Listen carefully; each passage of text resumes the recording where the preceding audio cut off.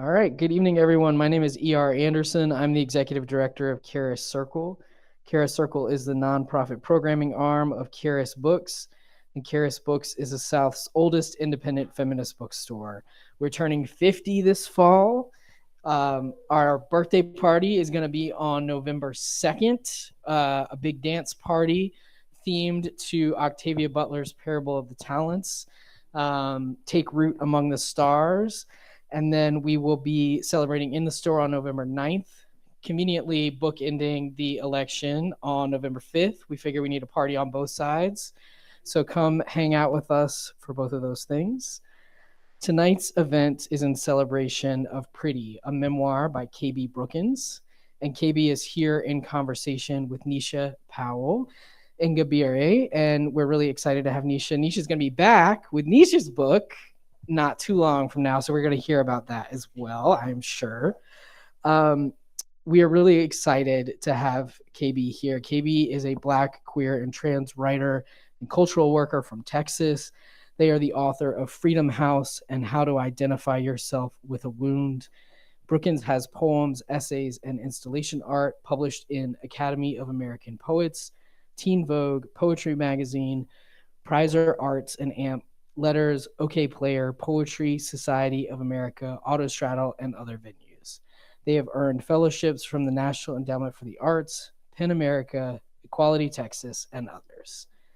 And Neesha Powell-Ingabire is a coastal Georgia-born and raised movement journalist, essayist, community and cultural organizer, cat parent, spouse, and auntie living in Atlanta/occupied Muskogee territory. She reports on the justice movements of the Black, trans, queer, and Southern communities to which she belongs and writes essays to recover her own history and the histories of her ancestors and their ancestral homes. Her book is forthcoming. It's called Come By Here, a memoir and essays from Georgia's Geechee Coast. It's out on September 24th from Hub City Press, and we will be doing the launch for that. We are very, very hype about that. So we want to encourage folks to ask questions. We're going to be hearing just a beautiful conversation. If you are in the virtual room, you can put your questions in the chat at any time.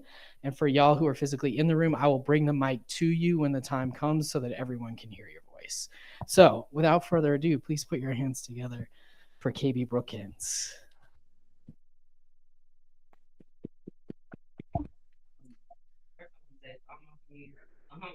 Virtual, online. Thank you so much for everything. Everybody is in Atlanta, very type city. So it seems like you could have gone there again. I'm very grateful that you chose this to be in one of my favorite writers. So we gonna talk. We gonna chat it up. We are. I know I'm really loud. I have a loud voice, so maybe. Okay. Sorry. Let's pause for a sec. I was like, you sound exceptionally quiet. Okay.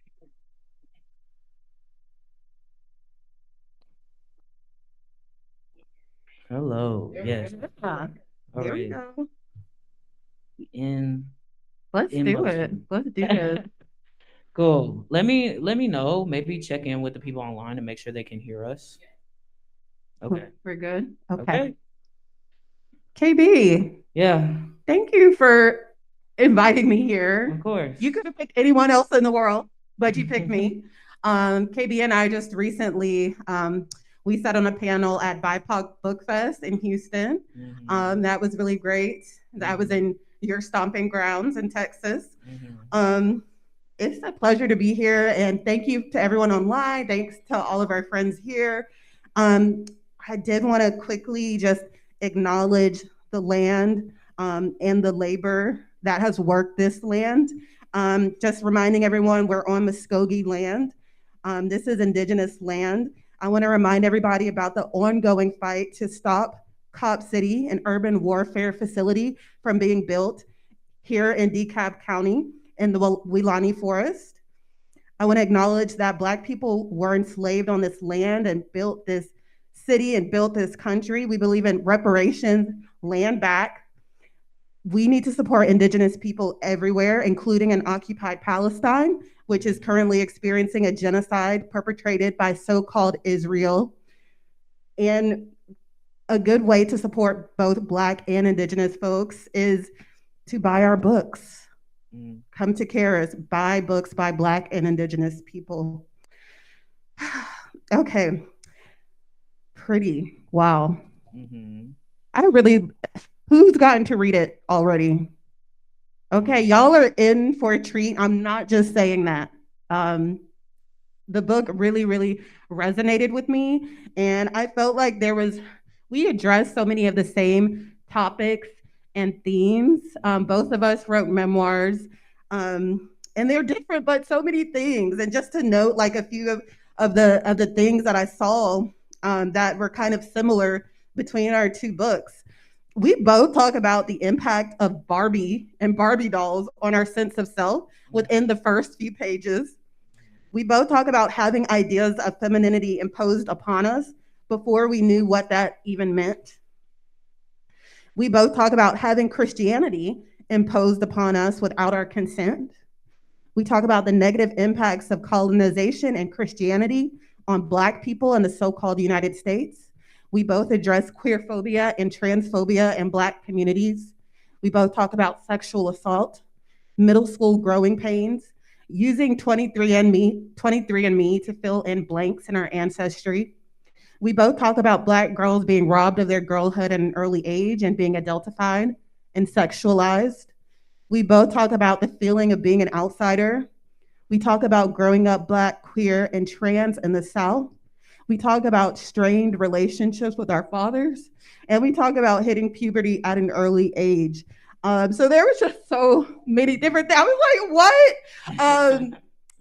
I think that y'all will see yourself in this book in some way. And I was just sitting there like, oh my goodness, this is it. So I'll start with kind of like a overarching question. Why did you write Pretty, and who is it for? Such a large question too, because it's like, and then we'll zoom in. Yeah.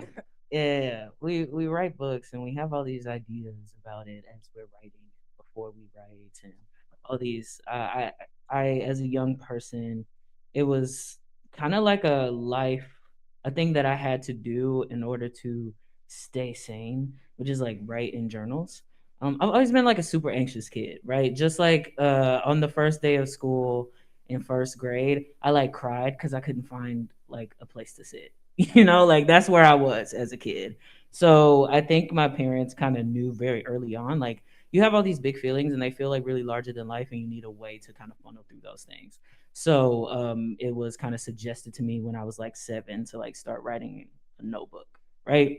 So I started writing, and very quickly I realized like, oh, actually my feelings don't feel so large once I like write them down on paper. And also I feel like I like know myself better once I write something down and figure out my feelings kind of as I go. And I'm just addicted to, and I have been since a young person, I'm addicted to that feeling of like being surprised by myself. And like, I wonder what they're gonna say next. Like when I feel that while I'm writing, it's just like I want to feel that forever. So first and foremost, I wrote Pretty really just like chasing that feeling of self-discovery, that feeling of like, I'm really communicating something that I thought was like unknowable or unspeakable. And now it is on this page.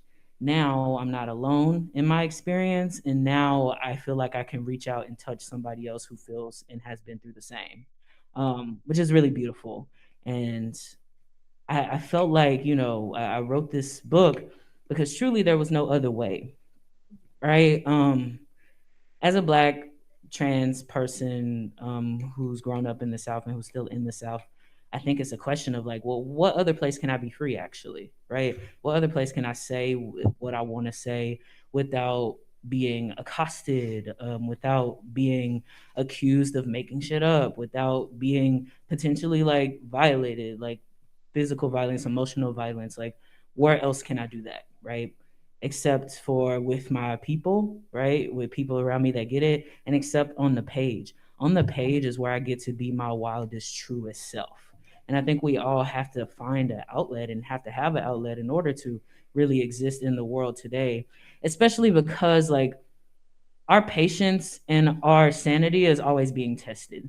People are always trying to tell us, I can log into Twitter right now and someone will be trying to tell me that, Joe Biden is the best guy ever, right? Because that's just where we are right now as a society. And that, right, trans people are just something that was like made up in 2016, right? That's like where we are.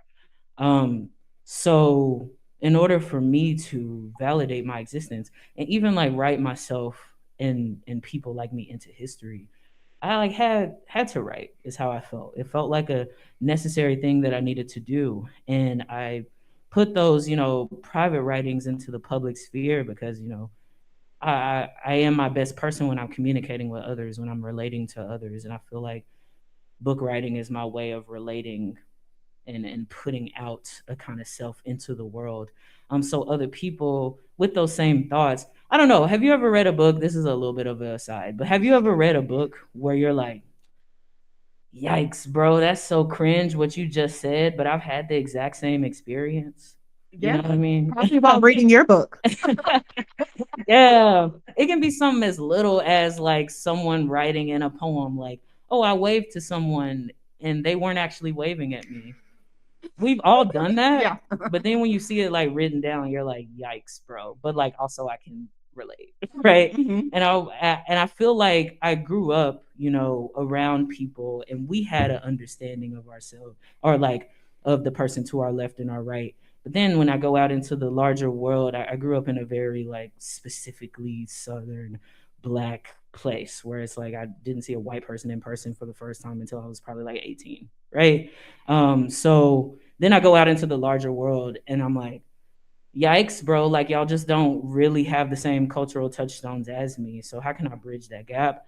Also, how can I put literature out into the world that feels like it reflects me? Because I'm like, I don't know, man. It's like kind of unfair that a white girl can like put on Sex in the City and be like, that's so me. And I'm like, well, I can't do that with most like media that we like put up, right? There are so many, like films and TV shows and books about, a white guy having a hard time, right? Like they can go and find that wherever. But I felt like I could only like relegate my experience to like, a number of books that I can count on two hands. Right. Maybe even one. Yeah. Right. So I wanted to put just at least one other experience out there that is like mine, because there are so many people like me who deserve to be able to pick up a book and be like, that is so me, you know? Absolutely. I feel that. I feel like I'm in the same place. We need to let people know that we exist and we've existed so they don't have to go searching like us, right? So hopefully generations from now they can pick up your book and be like, Black, queer, and trans people have been here. That's awesome. Another something else, we both incorporate pop culture into our books. And so KB has a chapter in Pretty about Frank Ocean's album Channel Orange. And when I was reading, I was just so resonating because that album also had a really deep impact on me. And it came out around 2012.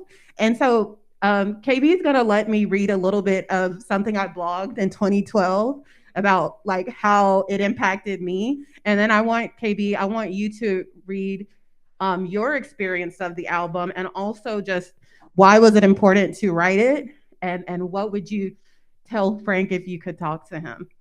So I'll read, so this is from my blog post in 2012, The Trouble with Labels on Frank Ocean's Sexuality.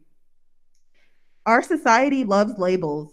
Labels turn chaos into calmness by creating manageable categories and divisions, helping our brains sift through infinite amounts of information. While labels prove useful on occasion, more often they are harmful, marginalizing, and stigmatizing certain groups of people. When we put labels on people's sexual orientation, we are ignoring the fact that sexual fluidity is alive and well. Sexual fluidity means that a person's sexuality constantly develops and evolves throughout their lifetime, similar to attitudes and beliefs about politics and religion. During our lives, we all change because change is inevitable.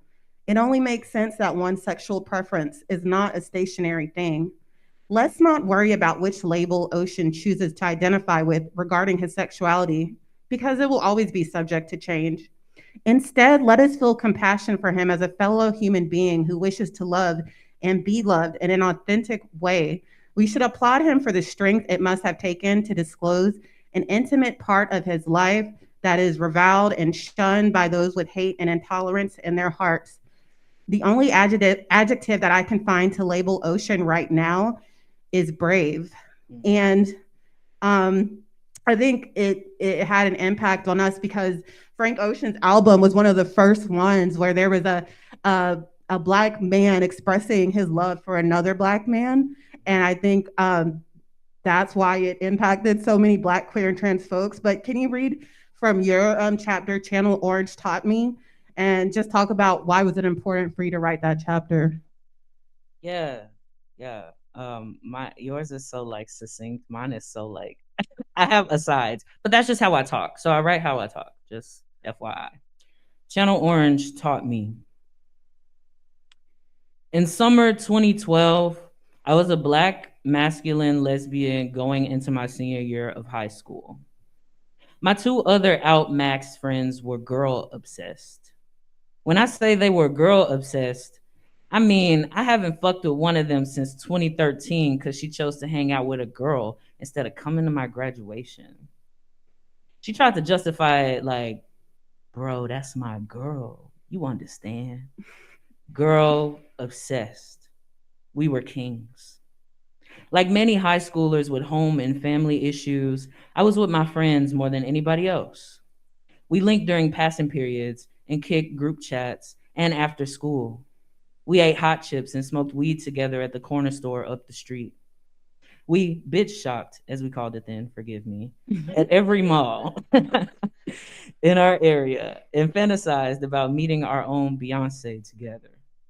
I didn't have anybody else to talk to about the things that kept me up at night, girls, and what to do with my body. So I stayed with my kings in the thick of the worst summer leading into fall of my life.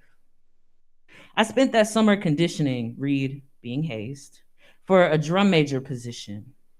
All through high school, being in the Wildcat marching band was my thing.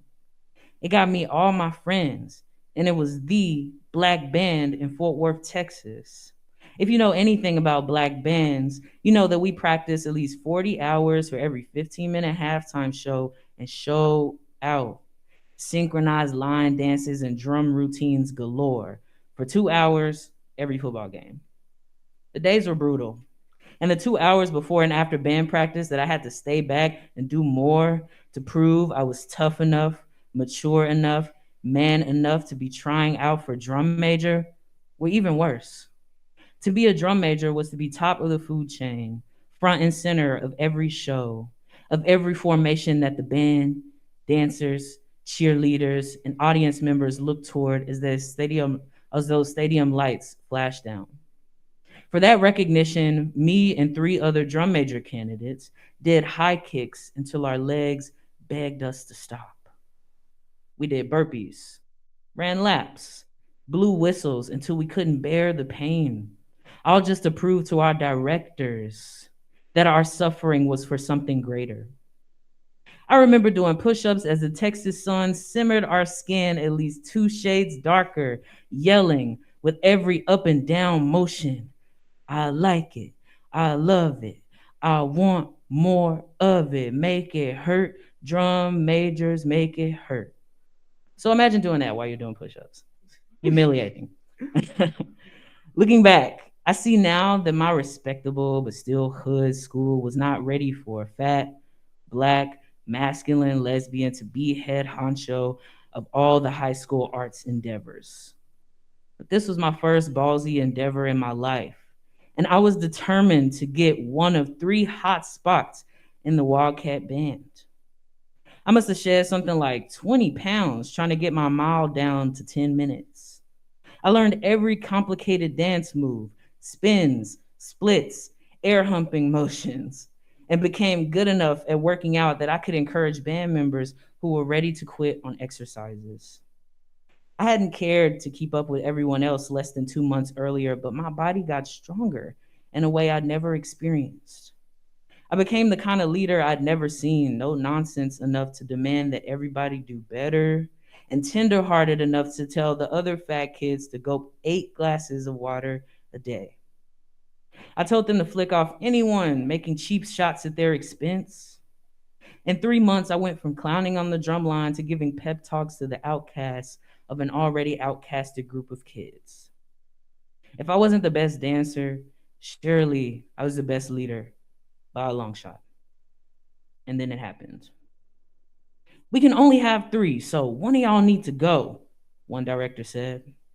He motioned at me and another guy, 100 pounds smaller than me, to do a head-to-head of the night's dance routine. And we did it, 15 times in a row. If I wasn't already glistening and gasping for air, I definitely was after 10 splits, twists, high-intensity knee kicks in a row. Both me and my competitor made sure that every move, motion, and sound from my drum major whistles was precise. Though he was in better shape than me, I was keeping up, and I knew that I was a better leader, given his perpetual lateness and childish antics with other band members. After 3 months of conditioning and 1 hour of dancing until my knees gave out, I was cut. When asked for a reason, both directors said, "You just weren't as enthusiastic as him." Though they both told me for months that drum majors need to be good dancers and, most of all, good leaders, being eliminated because I didn't have the endurance of a 100-pound teenage boy was the biggest blow I'd had to my confidence in all my 18 years. Upon learning this, I involuntarily boo-hooed and requested to leave the band hall from the back door. "This is bullshit," I typed 1,000,000 times via Kick. I didn't want to quit band, the one extracurricular I shared with all my friends. I texted my kings with all my rage while flipping through my phone to find music to cry to. The album Channel Orange by Frank Ocean had dropped 2 months prior. Because I was so busy trying to put on my poker face for people who didn't actually want me to win, I hadn't listened to it yet. I planned to save all the music I needed to catch up on for after I made drum major. Since that ship had sailed, I said, fuck it. Huddled my sore legs close to my chest. I made a nest of myself under my sad-ass, tear-soaked sheets. My taste at the time was mostly Odd Future, Kanye West, The Weeknd's House of Balloons, and Jodeci. Don't ask about the last one. Because I saw so much of myself in Odd Future, a group of Black kids who dared to do stuff mostly attributed to whites. I kept up with their every move, ready to mosh at concerts and ride my skateboard around the tire plant close to my house while consuming their angsty content. 80% of my listening that summer was Odd Future tapes, Purple Naked Ladies, Bastard, Mellow Hype, Mellow High, and the oldie video on repeat. I also listened to Goblin in secret because people thought Tyler, the Creator, was devil worshipping or something. So it made sense to give Frank's new project a chance, since he was part of the tradition that fit who I was at the time so well. Channel Orange was different. My kings told me it was mid, but I wanted to listen for myself. From the start, I felt emotions I'd never allowed myself: reflection, nostalgia, queerness. I learned that in order to survive my hood, Stop Six, as a person with boobs, you had to be either straight and girly, a lipstick lesbian, or super hard stud. There was no in between, since the in between that still wasn't accepted was queerness. There were no elders to teach me about Stop Six, an under-resourced Black neighborhood of my city that disowned or resented you for being anything close to queer. So I folded into its mold and stayed as incurious as possible. I leaned into what everyone was calling me anyway, so men lost interest in me, unless it was the lazy, I can turn you straight, come on, hurled at me from grown black men while I walked home from school. I just wanted to survive. The extent of what I'd already known about Frank Ocean was Thinking About You, the hook he sang on Analog 2 with Sid and Tyler the Creator, and the eerie, beautiful White, a version of which was also included on Channel Orange. I didn't even peep his mixtape Nostalgia Ultra beforehand, so I went into streaming Channel Orange with no expectations. The opening atmosphere took me to the backseat of my homie Julian's pickup truck the spring before. All the nights we spent smoking and lying to our parents about where and who we were. The production of Start, the people laughing, clicks of the iPhone, and gaming sounds was something like entering someone's weird smelling house while their parents were out of town and watching guys play video games till their high wore off. If you know how beautifully that captures Black boyhood. And then I listened to Thinking About You again. Though this record was hilariously memed in the earlier days of social media due to its dramatic portrayal of love, it felt so vulnerable and real. It didn't hit me till I listened to Channel Orange that an R&B record could make you feel close to a beloved through poetic lyrics, spacey production, and layered guitar strings with a man spilling his soul in falsetto. Frank Ocean didn't mention gender at all in Thinking About You. For the first time, I closed my eyes and saw a lover in rotating gender presentations holding all of me close. I'll stop there.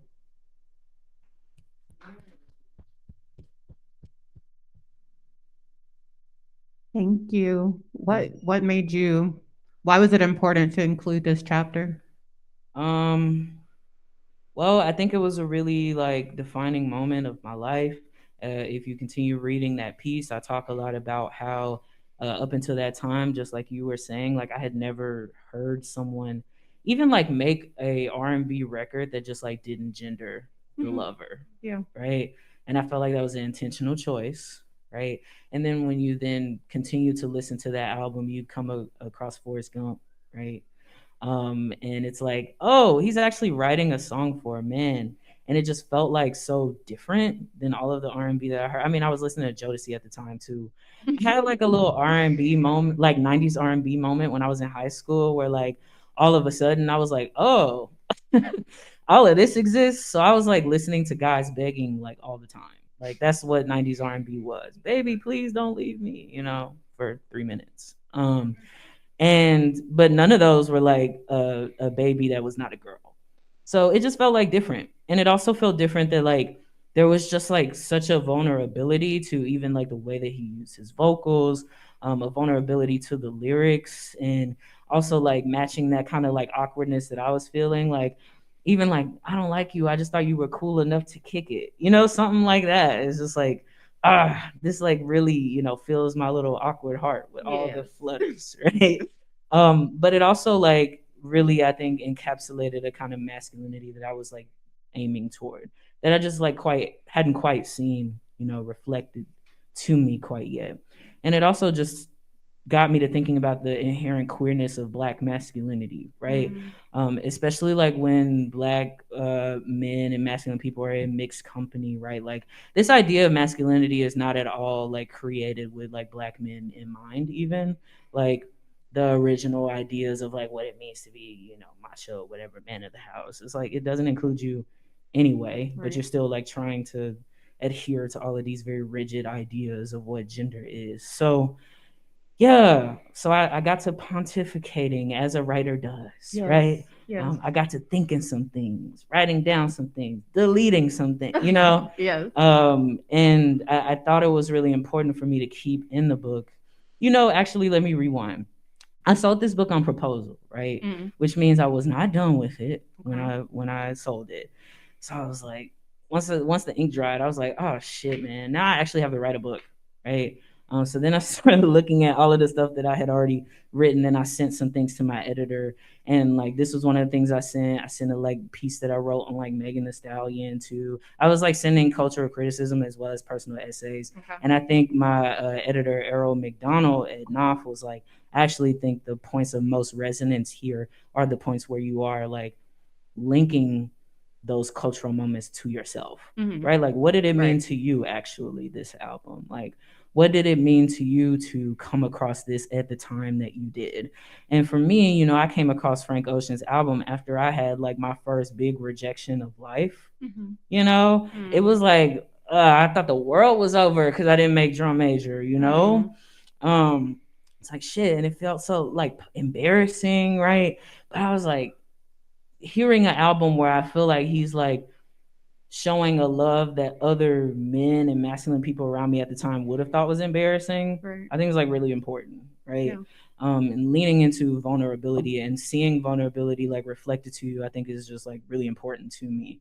So anyway, I included in the book because the book is me cherry picking moments where, you know, I was able to create my own masculinity, right?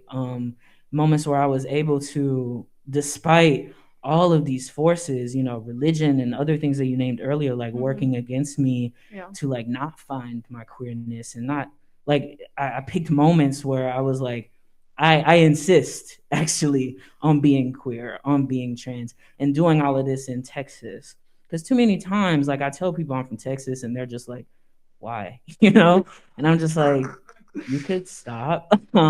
There is like, you know, so much queerness and transness actually like in the South. Yeah, absolutely. Right. Even when, you know, the larger whoever's who, you know, gerrymander their way into these like political positions, say whatever they want to say. Like we actually know, you know, what it actually is, who our people actually are, and who actually like populates this space. So yeah, I thought it was important for me to talk about how this random guy in California like really actually told me at a time where I needed to hear it most, like, this is just one way of how to do masculinity. Right. So yeah. Yeah. And it was different from what you had seen, right? I love that. Yeah. And I even talk about the fallout in there because like, I don't know about you, but I went to high school with a whole bunch of guys that were like, I don't know if I'll listen to Frank Ocean anymore because I heard that he was gay. And I talk about that moment too. Gotcha. I'm like, you're already listening to gays. Right. Yeah. I was like, I was past high school by the time Frank Ocean came out, but that tracks. Yeah. Yeah. Can we do a time check? Yes. Okay, beautiful. All right. So in some different places in the book, you cross out words and sentences, and I will give an example from page 87. And so this chapter, our allegiance to queer phobia, and this is when you're at your apartment and there's a Black couple basically staring you down, trying to figure out what's this person's gender, right? And on page 87, you write, when I walk from my car to my apartment, when I'm ready to, and this part is crossed out, when I'm ready to take a hammer to the foundation of the wooden floor, take a hammer to heads of people who want to keep me poor, take a seat and catch my breath after I've worked up a sweat I've opted into producing. And then it says, take a hat to a lover or friend. Can I count on meeting someone who understands what it's like to be doing everything we do to correct the queer-phobic tongue when it flicks violence onto me? And then sometimes you cross out sentences or you cross out words. And so I was just wondering, why did you make that decision, and what are you trying to convey to readers with that? Yeah, I feel like honestly that's like just I really am committed to trying to write the way that I think and speak, right? And the way that I think and speak, like I feel like I often have to correct, quote unquote correct, but like redact out like my true feelings. Because sometimes people say things to me and I'm just like, I could throw you in a cauldron right now, like in my head, right?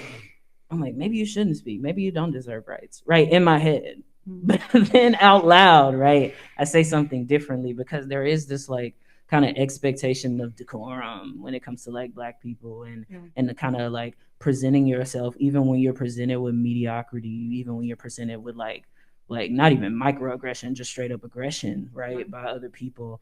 Like, you have to be the calm one, otherwise people are just gonna blame you, right, for the interaction escalating. And that's happened to me when I've been on like girl mode and people have thought I was a girl, and like also in this kind of like body that I have now where people mostly assume that I'm a man, right?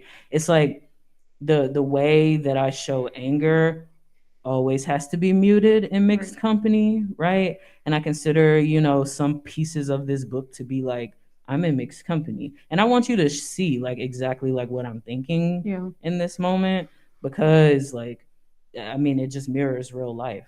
Like, I feel like probably we all in the audience have had a moment where someone has said something just whack and weird to us, and we've wanted to say something, but we didn't say it. Because sometimes we just like kill the thought in our head because of the racist, right, transphobic like way that the world works, right? So I wanted to like mirror that process. I also be thinking, because I'm delusional, right? I'll think, right, that like I just wrote something really fire, and then I'll be like, yeah, I gotta delete that though, because it's not quite working in this frame of this sentence. So I also like, I do that quite often. I would love to at some point like write a poem or an essay and for someone to just screen record the whole thing, because I feel like it's just so much deleting. So I wanted to kind of like also show that process of like the process of creation, which is like a form of like, I'm just trying to find the right turn of phrase. And probably this turn of phrase was like 10 different things before it ended up being what you see on the page. Right. I mean, that would be a cool art project if anyone wants to, do that. There's a press actually that does a really similar thing called Mist Press, MIDST, where they ask poets to, write poems, and then you kind of see their process. But I'm like, I'd love to see that for like a whole book. I don't know. I'm the person that I'll just sit on YouTube and watch someone write a whole book for 6 hours and just do that deleting and redoing, and I'm gonna start again. Like, and sometimes you write like fucking 1,000. I mean, at least like my experience with writing nonfiction. Oh, when they say kill your darlings, bro, like it gets crucial. You can write like 1,000 words and then be like yank. Yeah. Oh yeah. Yeah. It's done. I gotta put that somewhere else. Right. So I'm showing that process of thinking, and I'm also showing that process of like overcorrection that the Black trans being has to do on a daily basis. I'm also showing the act of writing a book. Writing a book is a lot of deleting. Like, for every book that I have now, I have like a separate document that is called B-sides. That is just shit that had to go.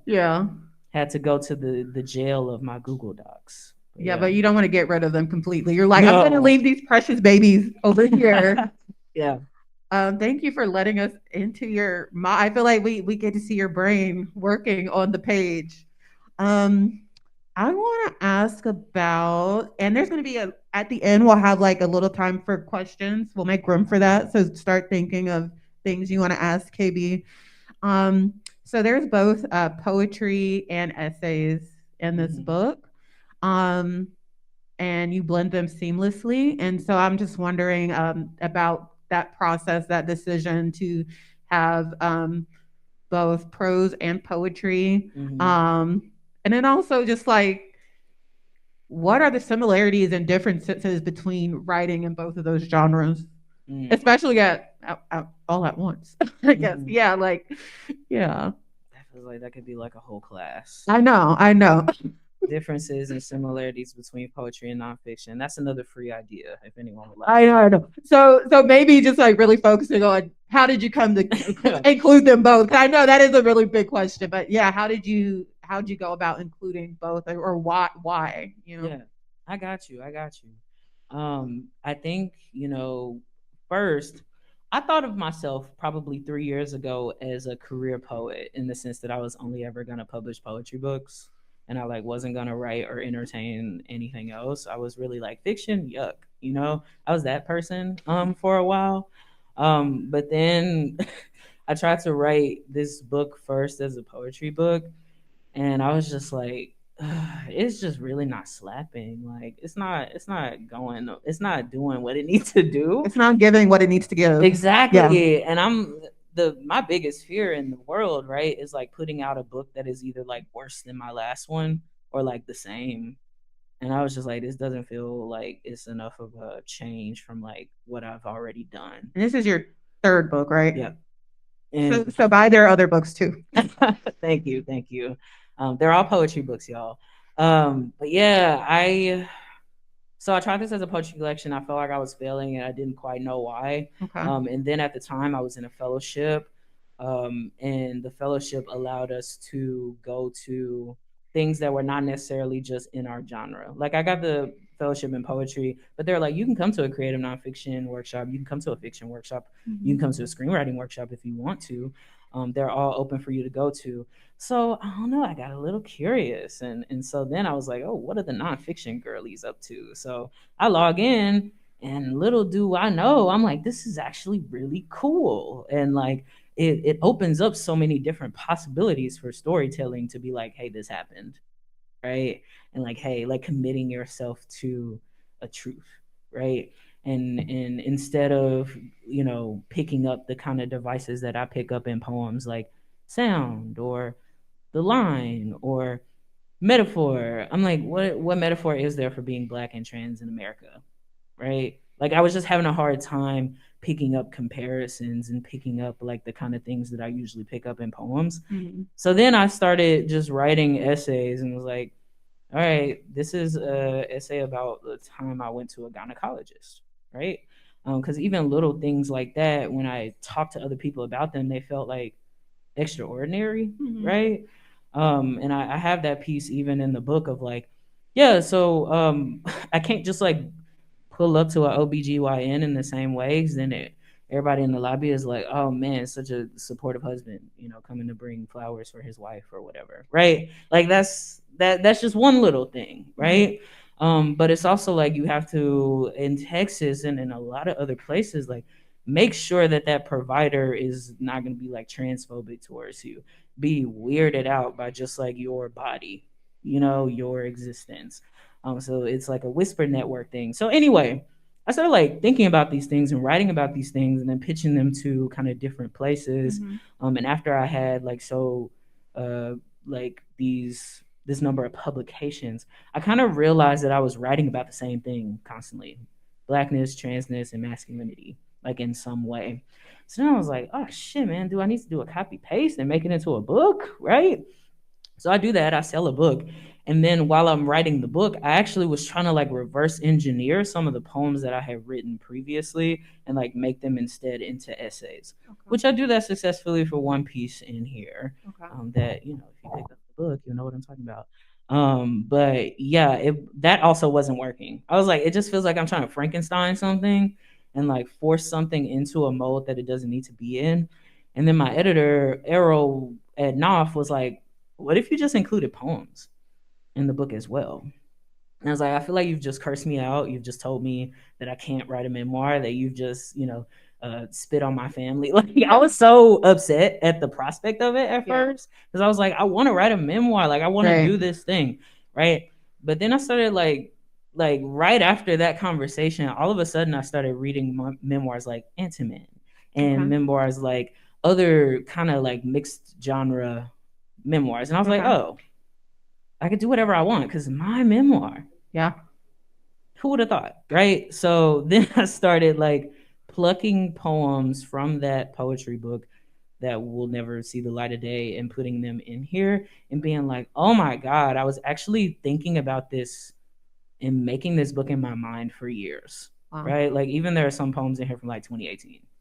Yeah, because like I've been thinking these thoughts for a really long time. So ultimately decided to put poems in here to kind of get someone to the next prose piece, but also to see poetry as a storytelling mechanism on its own. Yeah, I don't know, I kind of love the idea of tricking a person that thinks they're, you know, reading a straight up memoir into like also reading poetry. Yeah, I like that. Sneaky snake. Because why not, man? Why not? Yeah, you gave it to us. Everyone can stand to read some more poems.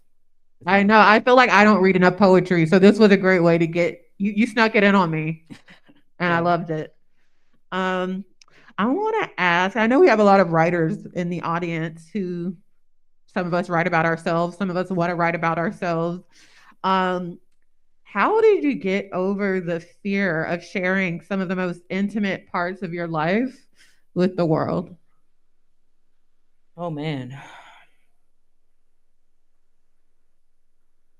I'm trying to even think of a moment where I had fear. Like I'm not even trying to be that person, but I think it's like I haven't had the threat of like, oh, what if my family reads this? Okay. Because my family is generally like, oh, you're a writer, that's great, but Yeah. like we're generally uninvolved. Like we're not gonna read it really, or like we're gonna buy the book and it's gonna become like a decor item Okay. in our Okay. house, right?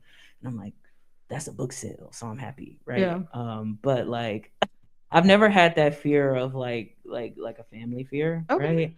right? And I think, you know, going back to something that I said earlier, I feel my most free on the page, and Okay. I feel my most like I can say and do and be anything, or I can make anything come to pass on the page, right? Even if something doesn't exist in the real world, like I even start the book with a piece of like, this is what I imagine my life was like before I was born, Mhm. right? Because I can do that in writing, and I think that's just so liberating and freeing, to imagine new worlds. And so I think the strength of like writing personal narratives, I don't know, I feel like it became really innate. It also helps that like my first introduction to creative writing was through like a like high school poetry slam like thing where everyone was writing very personally, right? I felt like, you know, I got my little group of friends for the first time in ninth grade, and I was so happy to have a little group of friends, and they all did this like after school poetry society thing, and I just went because I wanted to hang out with them, because I wanted to get to know them better. And I feel like I got to know them better through their poems because they were all writing about the unspeakable. You know, we're all writing about queer relationships in this like anti-queer state. We're all writing about like, you know, deep shit, you know, shit that's happening at home that we can't tell anybody else. So we're writing poems about it. So I don't know. I feel like I was very like, you know, I saw bravery in my peers. Right. And that empowered me to be brave as a young person, and still empowers me to be brave. Like I see the people to my left and my right, writers in this audience, as well as, you know, writers in this larger literary community being brave. Right. So I'm like, I'm gonna do that too. Yeah. I just want to be as cool as y'all. Like that was really me in ninth grade when I first started writing poems. I just want to keep up with y'all, man. And that's still how I feel. I just want to get in on the remix. You know, I want to read some shit that I like and then be like, I'm gonna do that, but in my own way. Yeah. And I'm gonna tell the thing that I need to tell, and like be a little fearless. I think writing as a genre, creative writing, like allows us that fearlessness. Love it. So you feed off of other writers' bravery. Yeah, I also come from a culture where like I hung out with a lot of dudes in high school, and all we did was freestyle in one of my friends' cars. It was probably the worst rapping that you could probably like imagine, right? Yeah, afterwards you're gonna spit some bars for us. Oh no. My bars are in this book. I don't have That's true. That's true. Okay. Okay. Okay. But it's like, you know, I freestyled as a young person, and I was always so excited. Like I was the person that would be like hyping up my friends. And then when it's my turn to go, they're like hyping me up, even if I'm spitting, you know, doo-doo water, right? And like I just still do that, like in a writing way. Like I'm just trying to I see myself as part of a lineage of other writers, as we all should. And I'm just trying to keep up. Yeah. I feel like you have supported me so much, and like we were just like internet friends, and then so you're a good hype person. Yeah. I appreciate that. Yeah. Do you have the time? I do want to. It is 8:21. Okay. So you should maybe turn it to the crowd. Yeah. Do y'all have questions for KB? Because I could keep asking them questions all day. I'm a journalist too, so I ask a lot of questions. Why don't we kick it off with our audience question from the virtual chat, and then I'll bring it over to you right here. Excellent. So our online question is from Jazz Bell. Jazz says, "The question I'm always interested in with Memoir: how do you think your child self would react, feel to you writing this book?" Oh man, I think honestly, my child self would be just surprised that I'm alive. That sounds morbid as fuck, but like when I was 13, I didn't imagine myself being like 25. You know what I mean? Like I just couldn't imagine it. I couldn't fathom it as a young person, probably because I was just so worried about the now. You know, I was worried about how am I going to get through this week? How am I going to like make it to the mall on Saturday when today is Tuesday? Like what am I going to do? Right? So I think my childhood self would be just like, "Damn, you really made it that far?" And I'm still sometimes some days like, what am I doing? LOL, you know? And I think they would just be like, honestly, so psyched to not feel alone. Like I spent a lot of my childhood feeling like I was the only one experiencing what I was experiencing, like in my head. Even though I had, friends, I had all of these like, I mean, first of all, all my friends in high school were some kind of queer, but like LOL, like a lot of them didn't come out until after we graduated high school, moved to new cities and stuff. Because it was just yeah, it was just like not the time. We didn't feel comfortable at the time being out. So it's like we all had the same questions. We were even writing about it in our poetry society, but like I still in my mind just was like, I'm the only person questioning gender. I'm the only person questioning like these large things that feel like they're like a given and not changeable and whatever. So I think with this memoir, I think I'd be just as a young person like really gagged, like oh shoot, like there are other people like me who have thought my same thoughts and been through the things that I've been through that made it to their late 20s. You know what I mean? That made it to a day where now they can like really be okay and have a stable sense of self. So I mean, I do a lot of cussing in here, so I don't know if it's like appropriate for a 13-year-old KB actually.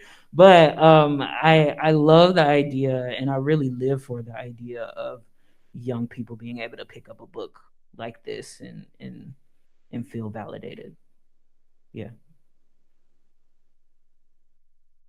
What's your favorite song of Chanel Orange and why? Oh, LOL. Oh, this is the hardest question of the night, man. Dang.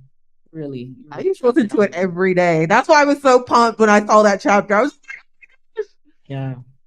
That was like the backdrop to my senior year of high school, truly. I my answer is not gonna be the same like even tomorrow. So just FYI there. I really, really love Super Rich Kids. Start my day up on the roof. I can't sing. I'm not a singer, but I love that song. It's just really something about it, especially because I went to like Texas Christian University in college. So really, that was like my college experience. Like people like that. I'm like, all of y'all are rich and y'all just don't understand, the shit that I've seen, been through, and blah blah blah. People just leaving their doors open at their dorms, and I'm like, you don't do that.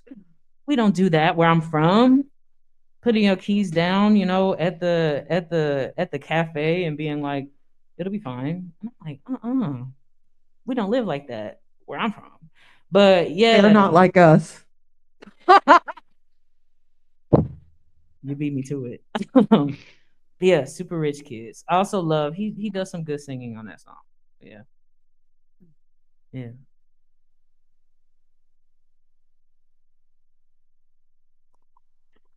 Hi. Okay. So I really love that the memoir opens with invention because you begin like with your mother. So Mhm. it's already kind of imagining. You're making room for imagination. But did you ever feel trapped by the facts in memoir? Because memoir has to depend on fact, whereas in a fiction you can invent and get Right. closer to truth. So did you ever feel blocked in by getting to the truth via fact? Mm. That's such a good question because that's something I feel like I was even unlocking while I was writing the memoir. Because this is my first memoir, my first foray kind of into the nonfiction form, and I feel like I was like just figuring it out as I go. But I mean, I think a thing that I was constantly telling myself in those moments of like, well, it didn't happen exactly like this, and I don't want to lie, blah, blah, blah. I just kept reminding myself it's creative nonfiction, it's not nonfiction. So I got to do the work of creation in order for it to feel like a story, right? Because real life is not a story. I can sit here and tell you, like, from A to B, what my, high school life was like, but that's not going to feel like a story to you. So I wanted to, convey through this. And you also have things like narrative that you have to, like, well, not always, but like you have to make it feel like you're moved by the end, right? I feel that way with a poem too. Like by the end of a poem, like have I been moved as the reader, as the writer, right? And I felt, that same way with pieces of nonfiction in here where I was like, by the end, something has to change, right? And sometimes in real life, like something doesn't change by the end. Like there are multiple pieces even in here where I'm like, homophobia continued, after that thing happened. But I think I was less stringent about including every single detail and more about including the moments of resonance and like really kind of circling in on like, okay, this is what happened and I'm giving you like a piece of it, right? Even like, I mean, you fiction people, it's so magnificent. You can like write a whole novel about like a weekend. I'm like, that's wild. But I'm also like, yo, some weekends do be feeling like 500 pages, you know? You should have some week and your life has changed by the end of that weekend, you know? And so I tried to hone in on the places of most resonance and try to not be so stringent to the truth, but still be like, hey, this has to like represent what happened. I had this weird ass conversation with a lawyer. I don't know if you did this with your memoir, but like I had to be on the phone with a lawyer on Zoom for like an hour and then being like, so will someone sue you for this thing that you said in this? Hey, I know this like traumatic thing that happened. Do you think you could change the name of the person? Like, stuff like that. So you also have those concerns as far as a memoir, like legality and like maybe that auntie who you hate that has 3 kids instead has 2 kids. You know? We gotta be like that. But you also, I mean, in memoir writing, I think I also had to be like, people aren't gonna out themselves as the bad person in your story. They're not gonna do that. Even if you're like scared of that, like, oh, I'm so scared to tell this truth. I think it's like necessary to do so and be like, if you are mad that I said it, you shouldn't have been acting like that. Right. Just kind of is what it is at that point. Yeah. I hope that's helpful. Yeah, thank you. I did not talk to an attorney, and my mom will probably sue me. The end. I'm like, who will sue me? And it's my mother. She'll be too shamed if it's bad. So we'll see. September. I had another kind of genre question about bringing cultural criticism into memoir. What is that? What are some of the tips or process to make that happen? Because it feels too separate sometimes.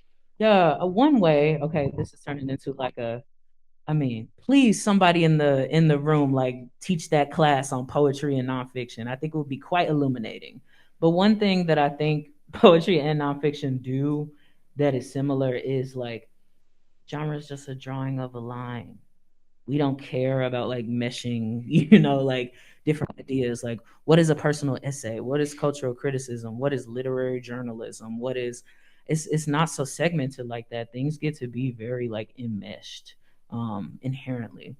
There's this writer who I think like definitely is somewhere in my lineage, Hanif Abdurraqib, right? Who like mixes like I feel like poetry, cultural criticism, and personal essay like all the time, right? And I think it's a matter of like, for me, right? I can call it a memoir if it's not purely like oh, here is this album and here's what I thought about it. It's like, here's this album and here's how it changed my life, right? Here's this album and here is me next to it, experiencing it. So it's still a story that is based on like me and not purely the album. So it's like kind of meshing that like personal essay, cultural criticism there. And I feel like, I don't know, anyone who tries to tell you that's not memoir, I don't know what they're on. But like, I find even like the most poignant like cultural criticism to have a personal tinge to it. One of my favorite ever pieces of cultural criticism is a New York Times review of Moonlight. They had like a black queer writer do that review, and he was truly like, for a large swath of it, like talking about his upbringing as a queer person, a black gay man, right, in the South. And I was like, I'm so taken by this because it even like enriches your view of that cultural thing, right? Because you have a personal relationship with it. So I think we're just so much richer, like when we bring in our personal lives into the art that we consume, because the art that we consume is not so like, shut off from our feelings, right? I mean, again, going back to the analogy earlier of like watching Sex in the City and white girls being like, that is so me.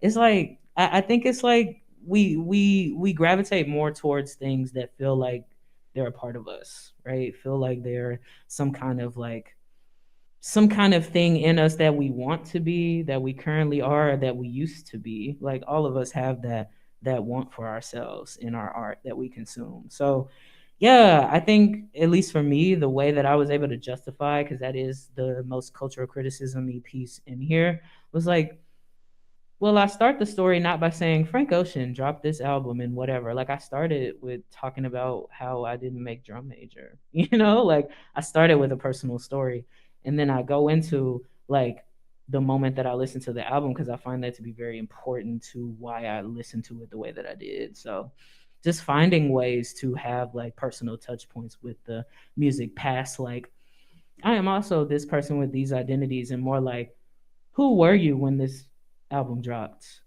And like, how did that influence the way that you listen to it? And maybe even, who are you now? And how does that influence? Because surely I even talk about Kanye West or something in there. And I'm like, the way I listen to Kanye West now, surely different than in high school.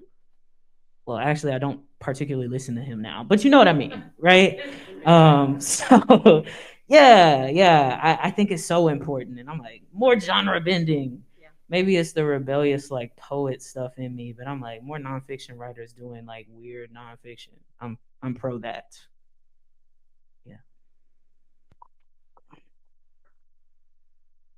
This is so exciting. I'm just loving it so far, and appreciate both of you just for being in conversation, sharing this with us.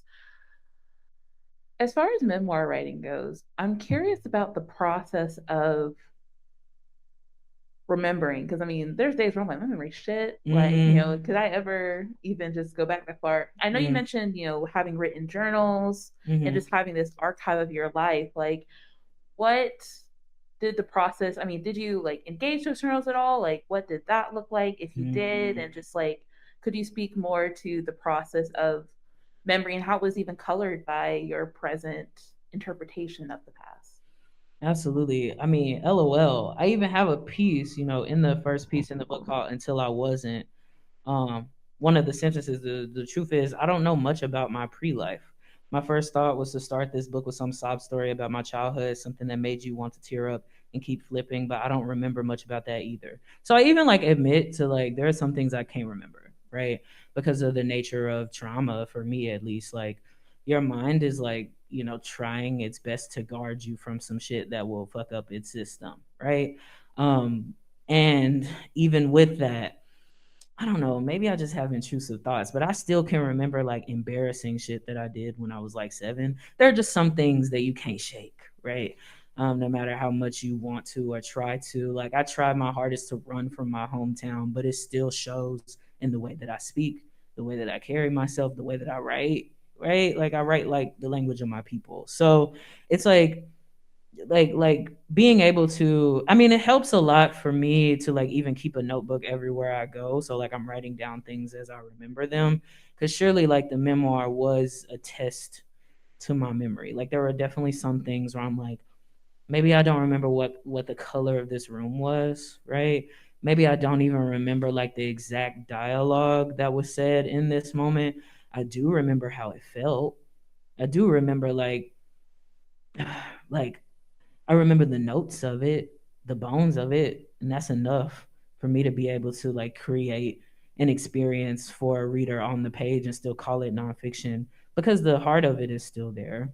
So being okay with like maybe I don't have these like very intricate details, but I do still have the heart, right? If you still have the feeling, if it's something that still haunts you, you have enough, right? To write a nonfiction piece about it is how I feel.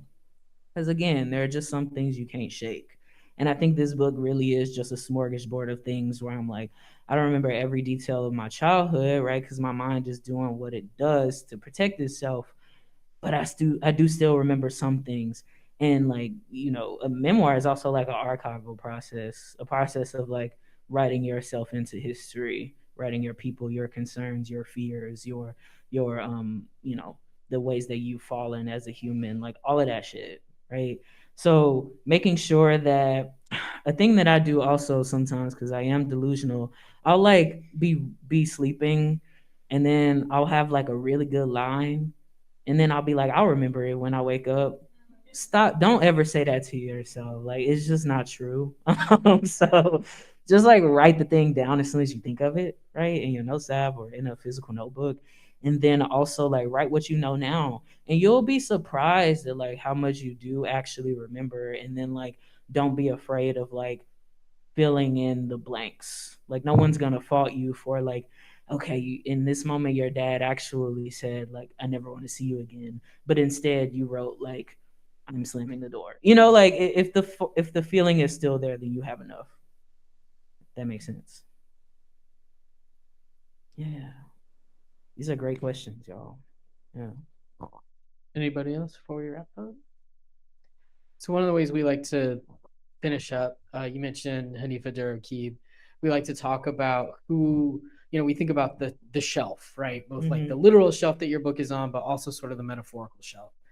And that can be genre, that can be, your ancestors, anybody. So when you think about this book in particular, as distinct even from the rest of your books, who else is on your shelf with this book?